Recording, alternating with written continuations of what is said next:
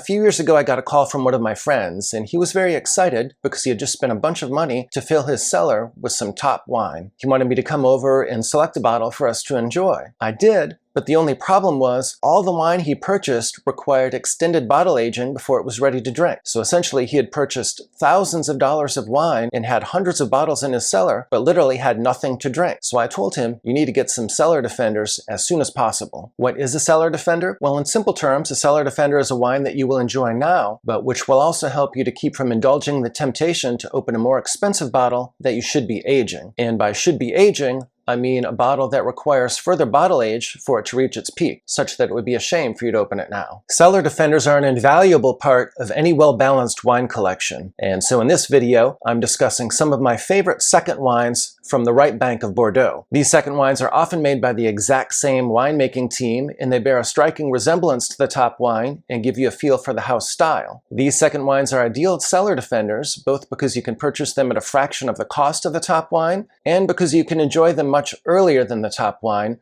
while you're waiting for the top wines to mature in the cellar. Since many of you are Bordeaux enthusiasts like I am, I'm going to assume that you know the distinction between the left bank and the right bank. However, if you'd like me to make a more detailed video about left bank versus right bank, please let me know in the comments below. For purposes of this video, it's enough for you to know that the left bank includes Cabernet Sauvignon dominant Bordeaux blends, whereas the right bank includes blends that are dominant in Merlot and Cabernet Franc. In terms of appellations, the right bank includes Saint-Emilion and Pomerol. With that by way of background, let's get into the top second wines from Bordeaux's right bank. The first second wine from Bordeaux's right bank that's considered an ideal cellar defender is La Chapelle de Ausone. La Chapelle de Ausone is the second wine from Chapelle de Ausone.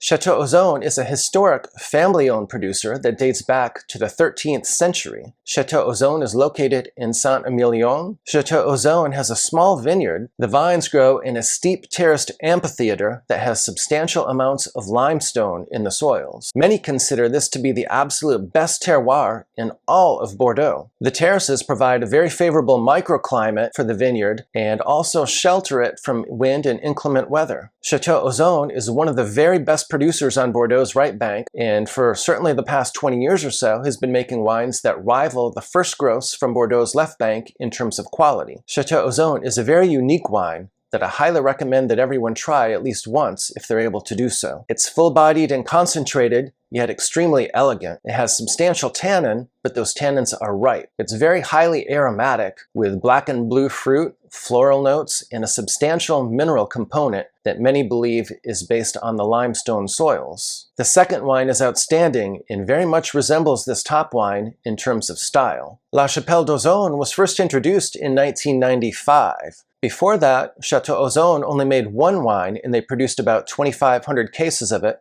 with no selection at all. Since that time, they've been making only about 1,500 cases of their top wine, and so much of the fruit that used to go into the top wine is used to make La Chapelle de Ausone. Typically, La Chapelle de Ausone is a blend of about 50-50 Merlot and Cabernet Franc, but sometimes they do include some Cabernet Sauvignon in it, and in 2016, they included a whopping 22% of Cabernet Sauvignon, which is certainly unusually high. This wine is typically made from the younger vines in the vineyard, and it's made in exactly the same manner as their top wine. The 2016 and 2018 vintages of La Chapelle de Ausone are extremely impressive, and are better than the top wines from many producers. This wine will improve with 3 to 5 years of bottle age, but will cruise in the cellar for 2 decades after that. I saw the 2020 futures for about $185 a bottle, which is certainly a fraction of the price of their top wine. This one is made in very small quantities, however, so if you're able to track it down, definitely seize the day and take advantage of it. The next cellar defender from Bordeaux's right bank is La Petite Eglise. La Petite Eglise is made by Chapelle de Ausone, which is located in Pomerol and produces opulent, intense, concentrated wines. Chapelle de Ausone has been producing outstanding wines since 1998, and they leveled it up even another notch in 2009 or so. La Petite Eglise has been produced since 2004. Historically, it's been 100% Merlot from vines that are produced on sandier soils. More recently, however, with the 2018 vintage, the producer included about 20% of Cabernet Franc from the younger vines that were on the property. This is always one of the best values in Pomerol, and is a serious second wine that's available for a fraction of the price of the Eglise Clinay top wine. Only 400 cases or so are produced, however, so production is limited, and this is definitely one to snatch up if you see it. The Chapelle de Ausone top wine sells for around $400 or so, but I've seen this second wine selling for about $65 to $90. So definitely a compelling value and one that I highly recommend if you see it. My impatient viewers, of whom there are many, will also be pleased to learn that this is one that you can enjoy right away and one that does not need additional bottle aging, although there's certainly no rush on it either. If you're interested in wine recommendations, wine collecting strategies, and learning more about wine, please do subscribe to my channel. I've been collecting wine for more than 15 years and also have a level 4 diploma from the WSET. So I have both formal certification as well as substantial practical knowledge from the School of Hard Knocks.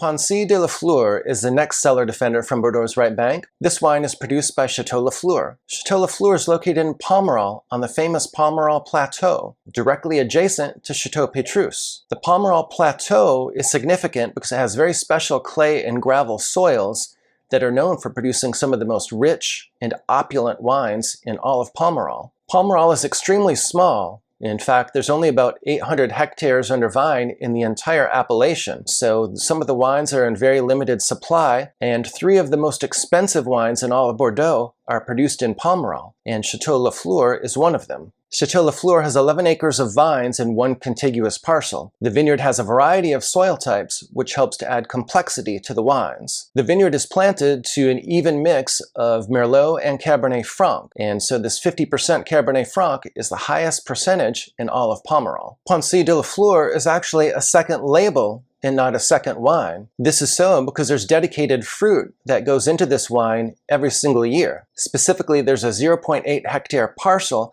that has soils that are more like the rest of the Pomerol appellation than the Pomerol Plateau. And so Chapelle de Lafleur decided to take this fruit and bottle it as a second label rather than blending it in with their top wine. The Pensées de Lafleur has slightly more Merlot than Cabernet Franc. It's vinified in exactly the same manner as the Chapelle de Lafleur. The 2018 vintage in particular is stellar and well worth seeking out. I've seen some older vintages selling for around $130 to $150, whereas more recent vintages are closer to $190 to $200.